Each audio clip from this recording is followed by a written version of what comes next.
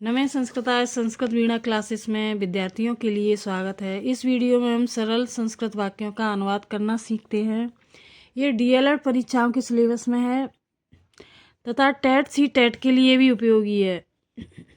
अब हम अनुवाद करना सीखते हैं क्योंकि आपको अधिकांश वाक्य संस्कृत में लिखने होते हैं, इसलिए हमें हिंदी से संस्कृत में अनुवाद करना आना चाहिए, तभी हम संस्कृत में बहुत अच्छा लिख पाएंगे। इसके लिए हमें शब्द रूपों एवं धातु रूपों का अच्छा ज्ञान होना आवश्यक है।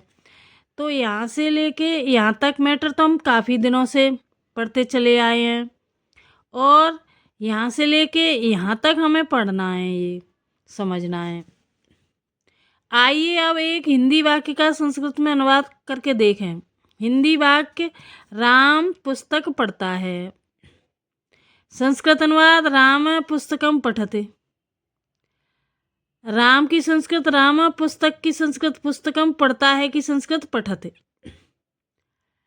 इस तरह से है। तो ये हिंदी है और ये संस्कृत है। राम प्रथमा विभक्त एक वचन का ये रूप है राम, तो ये करता है। पुस्तक कर्म है, तो पुस्तकम ये द्वितीय विभक्त एक वचन का रूप है नपुंसकलिंग में। पढ़ता है, पठते, ये प्रथम पुरुष एक वचन की क्रिया है पठते। इस तरह से है। विशद विवेचन, यहाँ राम करता है तो अतः राम के लिए प्रथमा विभक्त का प्रयोग करते हुए एक राम होने से राम शब्द की प्रथमा विभक्त से एक वचन का रूप राम लिखा गया है, तो ये राम का विवेचन किया गया है। अब यहाँ पुस्तक कर्म है, अतः उसमें द्वितीय विभक्त का चयन किया और पुस्तक एक होने से एक वचन का चयन किया।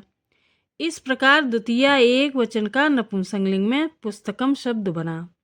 ये पुस्तक का विवेचन किया गया है यहाँ पर, पुस्तकम। आगे है, पढ़ने के लिए संस्कृत में पठ धातु का प्रयोग होता है। यह वर्तमान काल का वाक्य होने से लट लकार का प्रयोग हुआ। राम एक वचन है और तृतीय पुरुष अर्थात प्रथम पुरुष है, अतः प्रथम पुरुष एक वचन का पठ धातु में लट लकार के अनुसार पठत रूप बनता है, तो ये पठत का विवेचन किया गया है यहाँ पर। आगे पढ़ते हैं। संस्कृत में कर्ता जिस पुरुष और जिस वचन का होता है, क्रिया भी उसी पुरुष और वचन की होती है। जैसे कर्ता यदि मध्यम पुरुष एक वचन का हो तो क्रिया भी मध्यम पुरुष एक वचन की होगी। उदाहरण के लिए स्पष्ट किया गया है यहाँ पर। हिंदी जैसे कि तुम पढ़ते हो, संस्कृत त्वम पठसे, ये मध्यम पुरुष एक वचन का रूप है त्वम। त्वम युवाम यूयम, द्विवचन में युवाम, फिर बहुवचन में यूयम, इस तरह से है ये। पढ़ते हो कि संस्कृत पठ से, ये भी मध्यम पुरुष एक वचन का रूप है, तो इस हिंदी की ये संस्कृत हो गई। यहाँ तुम मध्यम पुरुष एक वचन है, अतः क्रिया भी मध्यम पुरुष एक वचन की पठ से आई है, तो इस उदाहरण से यह स्पष्ट होता है। आगे पढ़ते हैं। किसी भी वाक्य को संस्कृत में बनाने के लिए पहले हिंदी वाले वाक्य को ध्यान से पढ़ते हैं, फिर वाक्य में सबसे पहले क्रिया को देखते हैं। क्रिया वाक्य के अंत में होती है। क्रिया को देखकर उससे लगाकर लकार का पता लगाना होता है, कौन सा लकार है। पहचान आपको पूर्व में बता दी गई है। जब वाक्य के अंत में ता है, ती है, ते है हो तो वह वर्तमान काल अर्थात लट लकार का वाक्य होता है। जब हमको लकार का पता चल जाए तब प्रत्येक शब्द के बाद में कोई चिन्ह देखते हैं। जैसे चिन्ह से कारक या विभक्त का पता चल जाता है। यदि कोई भी चिन्ह ना हो तो कर्ता या कर्म कारक होता है, जिसका इस तरह से गुणा का चिन्ह बताया है, यानी अज्ञात चिन्ह है ये। कर्ता कर्म क्रिया की पहचान। पहला है कर्ता जानने के लिए क्रिया से कौन प्रश्न पूछते हैं। दूसरा पॉइंट है कर्म जानने के लिए क्रिया से क्या अथवा कहाँ जाना प्रश्न पूछते हैं। कहाँ प्रश्न जाना क्रिया हो तब पूछते हैं। यदि कर्ता और कर्म के कोई चिन्ह ना हो तभी ये प्रश्न पूछते हैं। कर्ता के लिए और वचन का पता भी क्रिया से चलता है, जैसे वह जाता है। इस वाक्य में क्रिया जाना है, क्रिया लट लकार की है। कौन प्रश्न पूछने पर क्रिया से उत्तर मिला, वह अतः वह करता है। वह पुल्लिंग है, इसका पता भी चल जाता है। क्रिया अर्थात धातु रूप हमेशा कर्ता के अनुसार होता है। यहाँ कर्ता वह है, वह प्रथम पुरुष का एक वचन है, इसलिए क्रिया प्रथम पुरुष एक वचन लट लकार में आएगी। तो संस्कृत इस प्रकार बनेगी जैसे कि उदाहरण से स्पष्ट होता है। वह जाता है तो इसकी संस्कृत है सह गच्छति।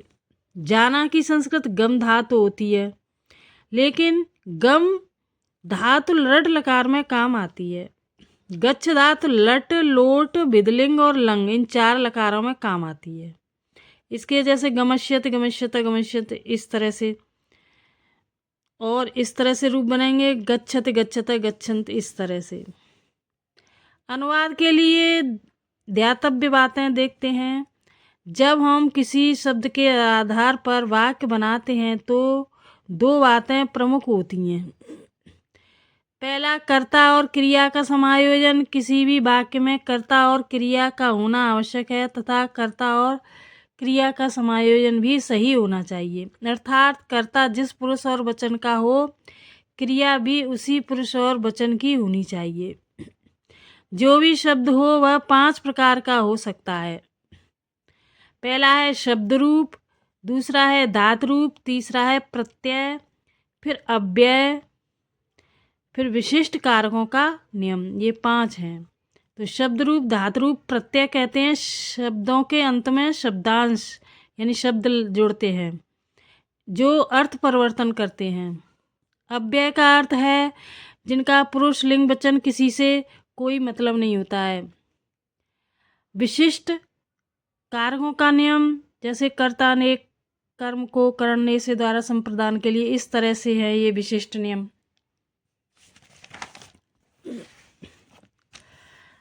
यदि वह शब्द कोई शब्द रूप है तो उसकी विभक्ति एवं वचन देखते हैं। यह वह प्रथमा विभक्त होगा तो कर्ता होगा, फिर उसके अनुसार क्रिया का प्रयोग करना पड़ेगा। जैसे राम यह शब्द रूप में प्रथमा विभक्त एक वचन है, प्रथमा विभक्त कर्ता होता है, अतः उसके अनुसार धातु रूप लगाना है। जैसे राम पठते, राम जैसे कि प्रथमा विभक्त एक वचन का है और पठत्वी प्रथम पुरुष एक वचन की है। तो इस उदाहरण से स्पष्ट हो जाता है ये मैटर। यदि कोई धातु रूप आए तो उसमें पुरुष और वचन को देखते हैं और उसी के अनुसार कर्ता लिख देते हैं। जैसे पठ यह धातु रूप है, लोट लकार मध्यम पुरुष एक वचन का कर्ता त्वम होता है, तो वाक्य बनेगा त्वम पठ, तुम पढ़ो।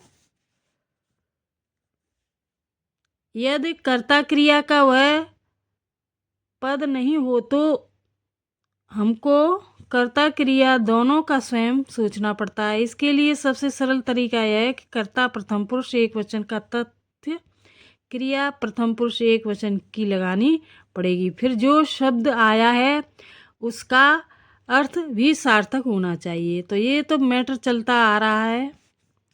जैसे लतिया यह शब्द रूप है, यहाँ कर्ता नहीं है तो कर्ता हम सोच सकते हैं। इसका अर्थ होता है लता से लता के साथ। इसका वाक्य हिंदी में सोचा जैसे कि वह लता के साथ जाती है, तो इसकी संस्कृत होती है सा लतिया ए सहस गच्छते। सा स्त्रीलिंग में होता है और सह पुल्लिंग में होता है, तो वह की संस्कृत सा लता की लतिया के साथ साथ की सह जाती है कि संस्कृत गच्छते। तो ये स्त्रीलिंग में सा, लतया, तृतीय विभक्त एक वचन का रूप है लतया। सह के साथ में तृतीय विभक्त लगती है।